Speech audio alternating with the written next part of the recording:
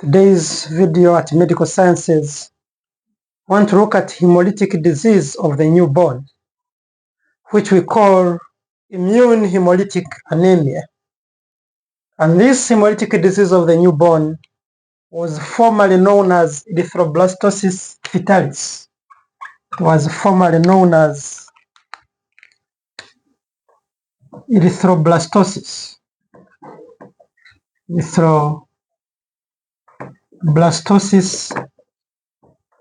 fetalis. This was its original name. Erythroblastosis means immature cells rich in blood saturation. Then fetalis means causing fetal death. So that was formerly known as that. And this hemolytic disease of the newborn, by definition, this is the condition. This condition is caused by incompatible blood group. It is due to incompatibility of the blood group between the mother and the fetus. So when there is incompatible blood group between the mother and the fetus, this one can either be due to the infant or the fetus inheriting antigens from the father. The fetus inherits antigens from the father, which the mother lacks, which the mother is lacking. So when the fetus is having antigens which the mother is lacking, these antigens from the fetus, majorly at the delivery or when there is placental rupture or hemorrhage, these antigens immunize the mother, leading to production of antibodies. And these antibodies, they are always in measure of IgG type, because we know immunoglobulin gamma is the one that has ability to cross the placenta. And we are going to see that in case the fetus is having antigens which the mother is lacking, it is going to cause immunization of the mother's blood, majorly at the delivery time, when the cells or the sensitized the cells of the fetus sensitize the mother's immune system, leading to production of immunoglobulin gamma antibodies. And we have said these antibodies, they are the ones that have ability to cross the placenta. They have ability to cross the placenta and affect the cells of the fetus in subsequent pregnancy. So we are going to see that this situation, it is characterized when the destruction of cells, when these IgG cross the placenta, they cause fetal destruction.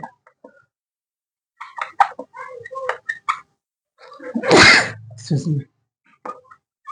They cause fetal cell destruction. And this one, when the cells, the RBCs of the fetus are destroyed, this one can lead to anemia.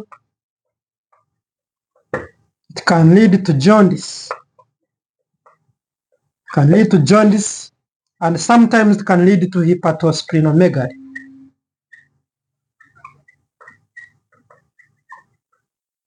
Hepatosplenomegaly.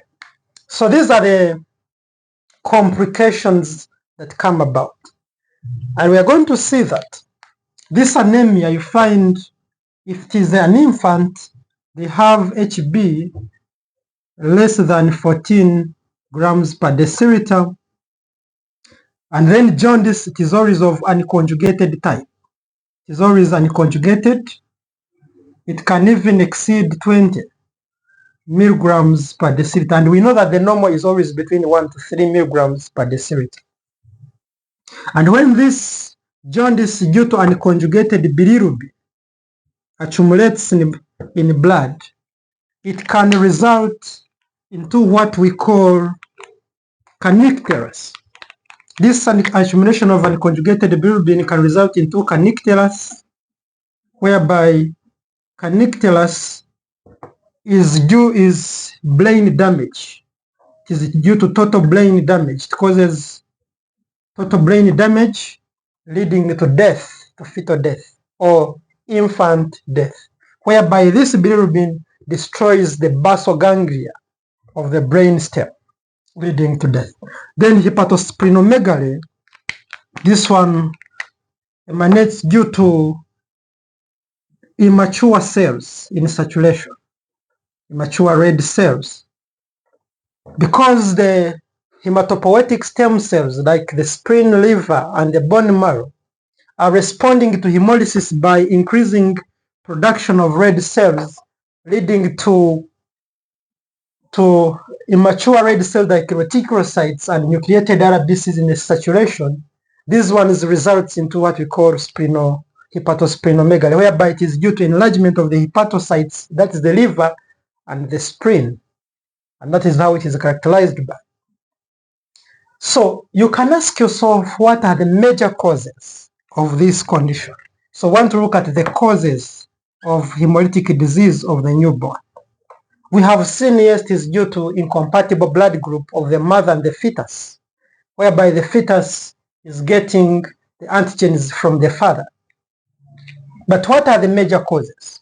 There are only two major causes, whereby cause number one is rhesus incompatibility, RH incompatibility.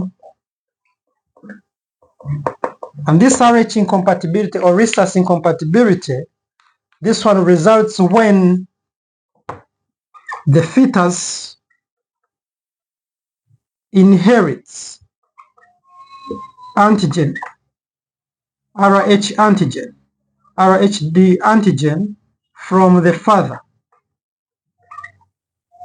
Then this to the mother who is rhesus negative, to the mother who is rhesus negative.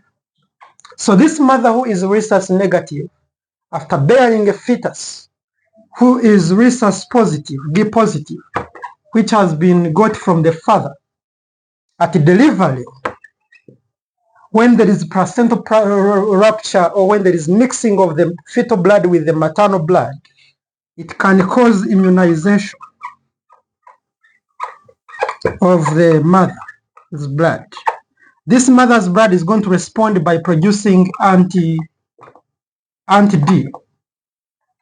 which is of IgG type. We say it is of IgG type. As we know that from the immune response, if we have the curve, the first trigger, the primary response is always a measure of IgM type, and this IgM type is not enough and cannot cross the placenta. But with another exposure, this is the primary exposure.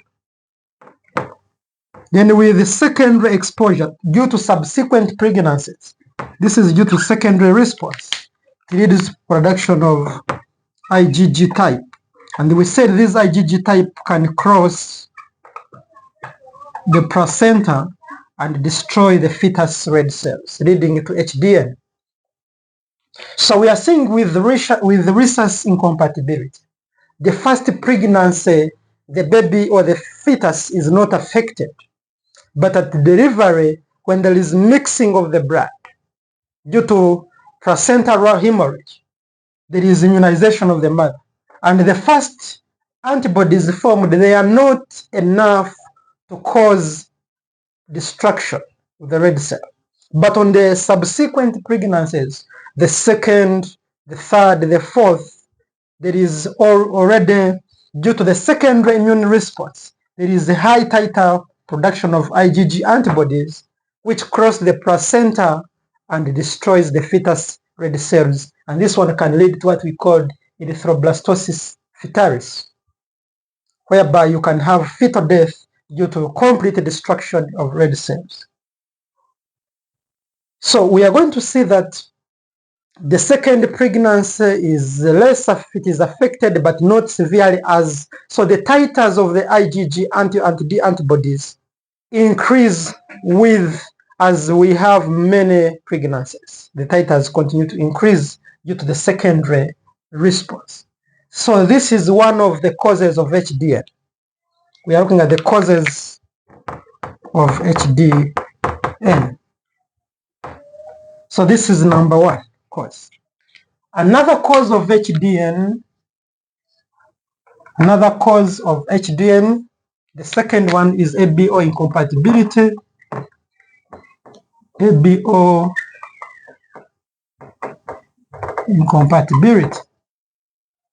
This ABO incompatibility majorly occurs to mothers or women who are blood group O.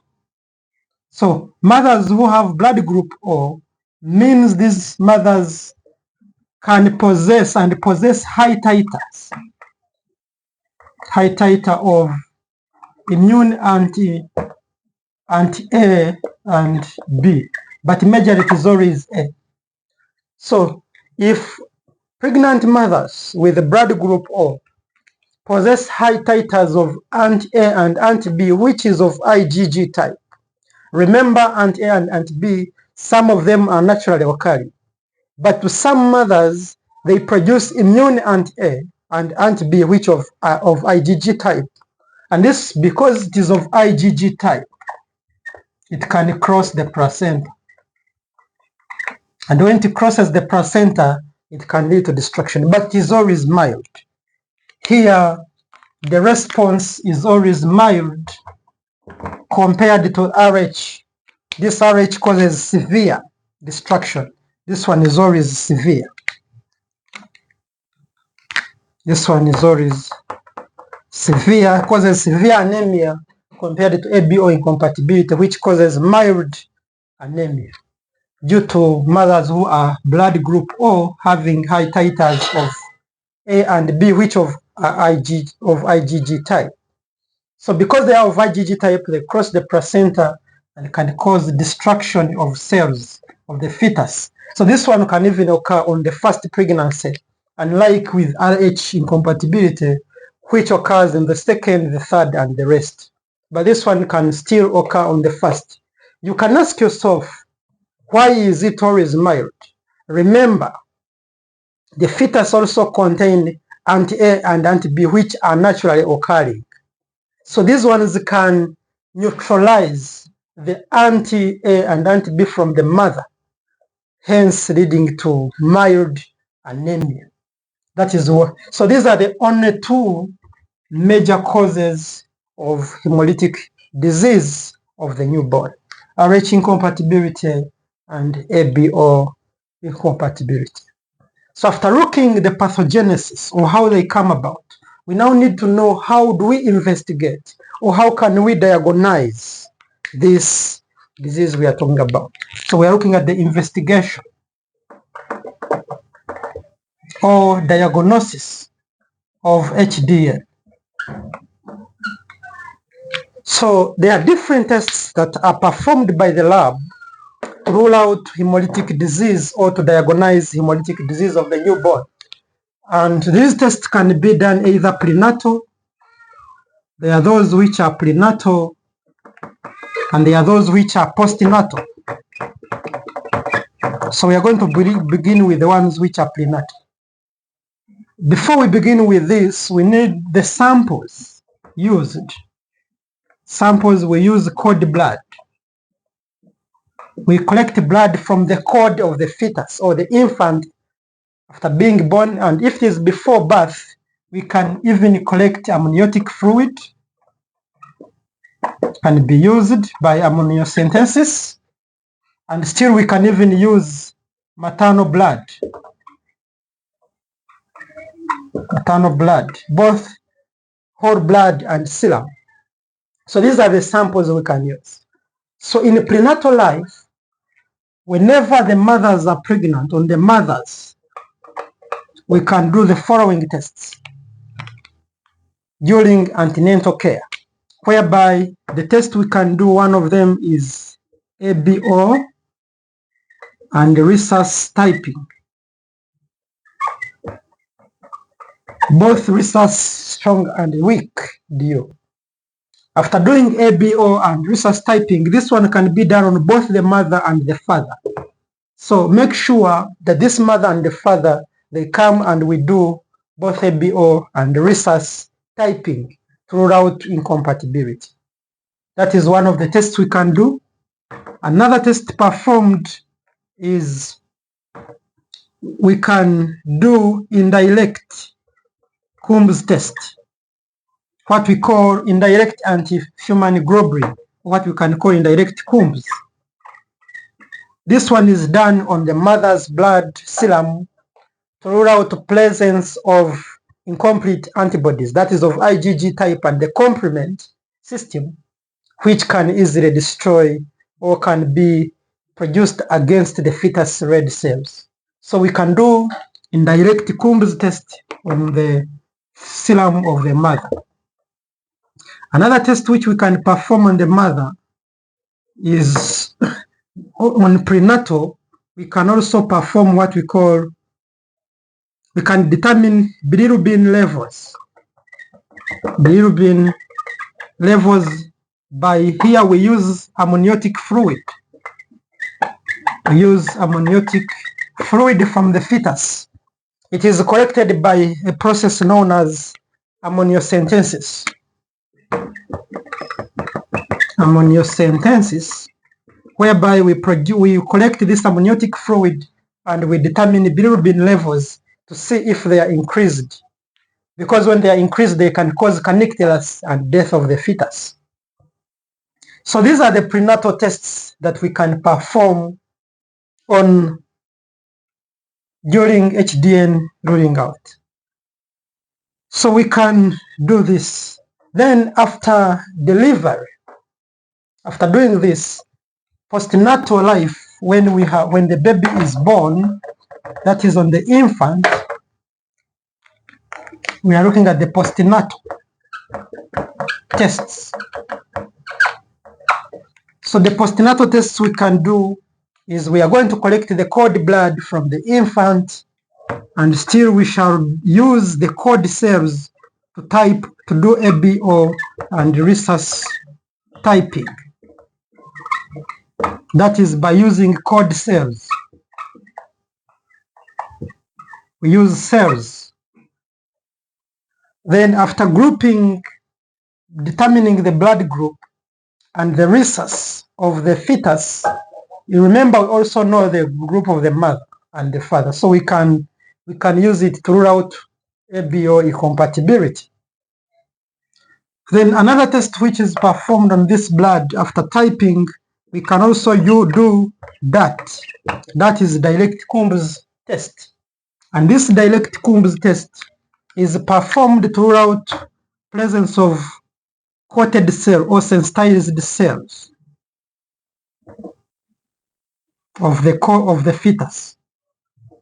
So we do direct Coombs test on these cord cells to rule out presence of incomplete or complement antibodies.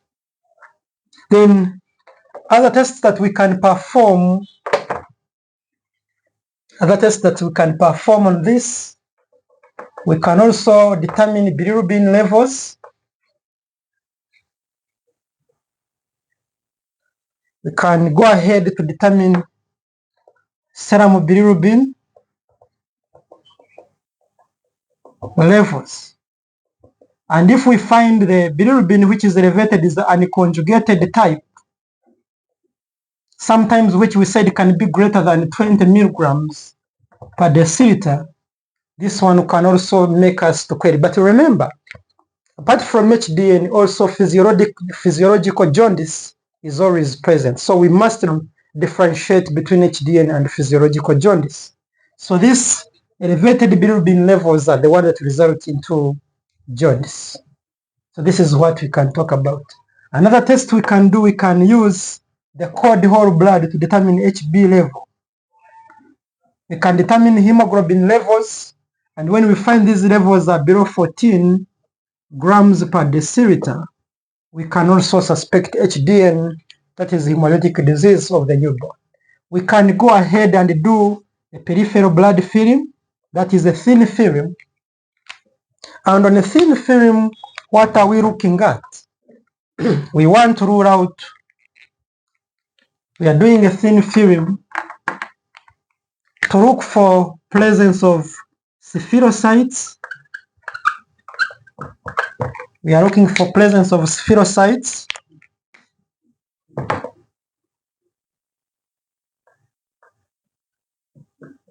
We are looking for presence of nucleated RBCs. We can do reticulocyte count,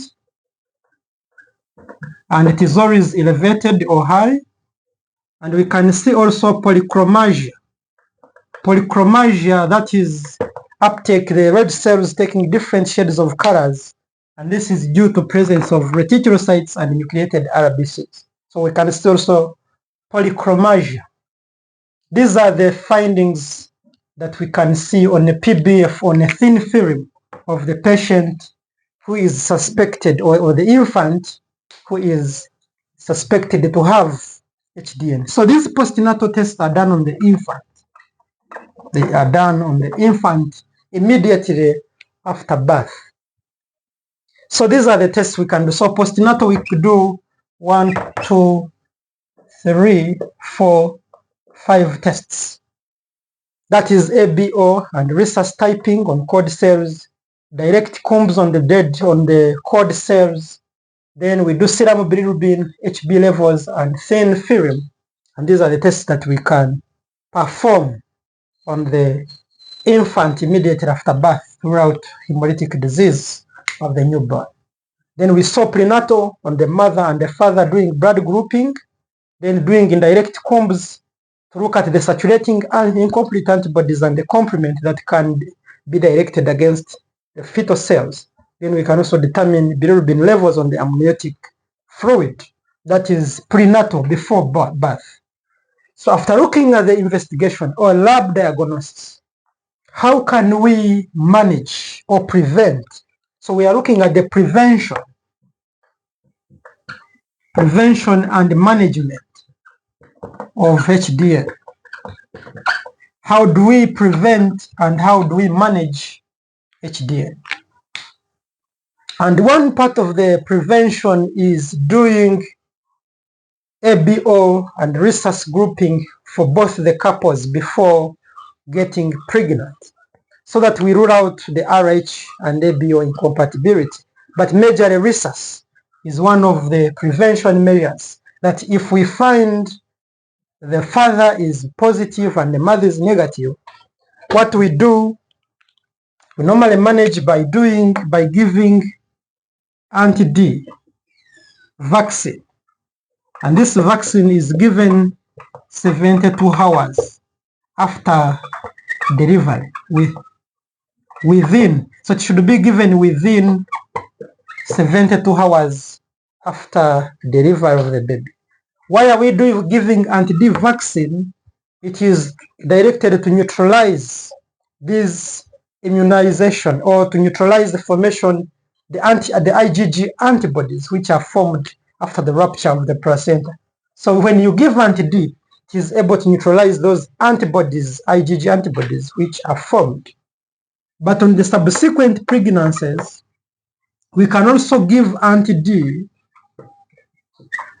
at 7 months of gestation. This one is given at 7 months of gestation to neutralize still the IgG antibodies which are being formed against the fetus cells. And after this, still we can go ahead and manage by doing, in case there is severe anemia detected, we can do intrauterine blood transfusion.